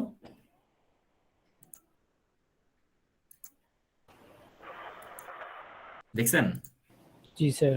জি স্যার। জি স্যার। আলোর মধ্যে থাকে, রেডিওর মধ্যে থাকে, তারপরে ফ্যানের রেগুলেটরের মধ্যে থাকে। হ্যাঁ, এগুলো হচ্ছে সবই আমরা বলি, এগুলোকে বলি হচ্ছে ইন্ডাক্টর। ইন্ডাক্টর কিছুই না, একটা তার কয়েল পেঁচানো আর কি। এটা ইন্ডাক্টর কেন কাজে লাগে আমরা পরে বলবো। ক্যাপাসিটর দেখি আমরা। ক্যাপাসিটর দেখছেন কখনো? ফ্যানের মধ্যে থাকে। জি স্যার। বিভিন্ন চেহারার ক্যাপাসিটর হয়। আচ্ছা, এইবার আমরা একটা জিনিস ইম্পর্টেন্ট টার্ম বলবো। ক্যাপাসিটরের সিম্বল হচ্ছে এরকম, বাই দ্য ওয়ে। একটা হচ্ছে দুই পা মাথা সোজা, আর আরেক ধরনের আছে এক মাথা সোজা এবং আরেক মাথা একটু বাঁকা। দুইটাই কিন্তু ক্যাপাসিটর। সো একটাকে আমরা বলতেছি আর, এটাকে বলতেছি এল, আর এগুলাকে বলতেছি সি বা ক্যাপাসিটর। সো এই তিন ধরনের প্যাসিভ এলিমেন্ট আমরা মেইনলি ইউজ করি। এছাড়া আরো বিভিন্ন প্যাসিভ এলিমেন্ট আছে এবং মেজারিং এলিমেন্ট যেগুলো আছে আপনার ভোল্টমিটার, অ্যামিটার, এগুলোও প্যাসিভ এলিমেন্ট সবাই। সো মেইনলি আমরা তিন ধরনের প্যাসিভ এলিমেন্ট পাইলাম, ইন্ডাক্টর, ক্যাপাসিটর এবং রেজিস্টর। এইখানে একটা টার্ম আমরা পোলারিটির কথা বলছিলাম, কি মনে আছে আপনাদের নাকি অন্য সেকশনে বলছি? স্যার আমাদের বলেন নাই। স্যার পোলারিটি নিয়ে কথা হয়নি স্যার। আচ্ছা, গুড, সমস্যা নেই। আমি একই ক্লাস দুই সেকশনে নিচ্ছি তো মাঝে মাঝে আমি কিন্তু প্যাচ খেয়ে যাবো, আপনারা বলবেন যে না আমি কিন্তু বলি নাই স্যার, ওই সেকশনে মেবি বলছেন। আচ্ছা যাক, হোয়াট ইজ পোলারিটি? পোলারিটি মানে হচ্ছে কোন একটা এলিমেন্টের প্লাস এবং মাইনাস ডিফাইন করা আছে কিনা। কোন একটা এলিমেন্টের প্লাস এবং মাইনাস ডিফাইন করা আছে কিনা জিনিসটা মাথায় রাখবেন এখান থেকে, যে রেজিস্টর যেটা থাকে রেজিস্টরের কিন্তু কোনো পোলারিটি নাই। রেজিস্টরের কিন্তু পোলারিটিটা ভার্চুয়াল। সো দ্যাট মিনস সাধারণত রেজিস্টরের পোলারিটিটা কেমন হয়, যদি যে দিক দিয়ে কারেন্ট ঢুকবে সাধারণত সেই জায়গায় তার পজিটিভ টার্মিনাল তৈরি হবে এবং যে দিক দিয়ে কারেন্ট বের হবে that is his negative terminal হবে সাধারণত। এইটারও ব্যতিক্রম আছে সোফার। তার মানে যদি আমরা উল্টা দিকে আঁকতাম, কারেন্ট ফ্লো যদি অপোজিট ডিরেকশনে হইতো তাহলে বলেন তো কোন দিকে প্লাস এবং কোন দিকে মাইনাস হইতো? স্যার রাইটে প্লাস লেফটে মাইনাস হতো। রাইটে প্লাস লেফটে মাইনাস হইতো। এটা কি বুঝতে পারছেন? জি স্যার। সো ইন রিয়েলিটি আপনি যদি একটা রেজিস্টর নিয়ে আসেন, একটা রেজিস্টর এটা নিয়ে এসে যদি আপনি এই মাথা এইদিকে আর ওই মাথা ওইদিকে উল্টা করে লাগান কিছু যাবে আসবে না, একই কাজ একই সমস্যা, মানে একই রকমই বিহেভ করবে। রেজিস্টর এই মাথা এই পাশে আর ওই মাথা ওই পাশে দিলে কিছু যায় আসে না। বলেন তো আপনার বাসা বাড়িতে যেই প্লাগ ইউজ করেন, ইলেকট্রিক্যাল সকেটের যে প্লাগের কি পোলারিটি আছে? না স্যার। না স্যার। কারণ প্লাগ উল্টা করে লাগাইলেও কাজ করে, সোজা করে লাগাইলেও কাজ করে। বলেন তো ব্যাটারির কি পোলারিটি আছে? আচ্ছা স্যার। এমনি বুঝলাম পোলারিটি আছে। প্লাস মাইনাস তাহলে আছে স্যার প্লাস একটা প্লাস আছে একটা মাইনাস আছে স্যার স্যার। উল্টা লাগাইলে কাজ করবে না। উল্টা লাগাইলে কাজ করবে না। মোট কথা প্লাস মাইনাস ডিনোট করা আছে নাকি নাই। যদি ডিনোট করা থাকে তাহলে সেটার পোলারিটি আছে, যদি ডিনোট করা না থাকে তাহলে সেটার পোলারিটি নাই। এরকম যেমন এই যে ঘড়ির ব্যাটারি যেগুলা পয়সার মতো যেগুলো থাকে, এই যেগুলা, এগুলোরও কিন্তু পোলারিটি আছে। মোবাইলের ব্যাটারি এর দেখেন প্লাস মাইনাস লেখা আছে। গাড়ির ব্যাটারি প্লাস মাইনাস, আইপিএস এর ব্যাটারি একই দিকে যেগুলো থাকে প্লাস মাইনাস, পেন্সিল ব্যাটারি উপরে যেদিকে উঁচু থাকে ওটা প্লাস নিচেরটা মাইনাস, ল্যাপটপের ব্যাটারি প্লাস মাইনাস থাকবেই। ব্যাটারি মানেই পোলারিটি থাকবেই, মাস্ট, কোনো মিস নাই। কিন্তু রেজিস্টরের কিন্তু কোনো পোলারিটি নাই। বলেন তো ইন্ডাক্টরের পোলারিটি আছে? ইন্ডাক্টরে কি পোলারিটি আছে? নাই। ইন্ডাক্টরের কিন্তু কোনো পোলারিটি নাই। ক্যাপাসিটরের না, কি স্যার। পোলারিটি আছে? না স্যার, ক্যাপাসিটর নাই। আবার শিওরে বলেন, ক্যাপাসিটরের কি পোলারিটি আছে? না স্যার, নাই স্যার ক্যাপাসিটর। আচ্ছা, উত্তরটা হচ্ছে ইয়েস এন্ড নো। কিছু ক্যাপাসিটরের না, পোলারিটি আছে, কিছু ক্যাপাসিটরের পোলারিটি নাই। কিছু ক্যাপাসিটরের পোলারিটি আছে, কারো কারো পোলারিটি নাই। যেসব ক্যাপাসিটরের পোলারিটি আছে সেটাই বলতেছি, কারো কারো আছে কারো কারো নাই আর কি। যেসব ক্যাপাসিটরের পোলারিটি আছে তাদেরটা দেখেন সিম্বল হচ্ছে 2 নম্বরটা।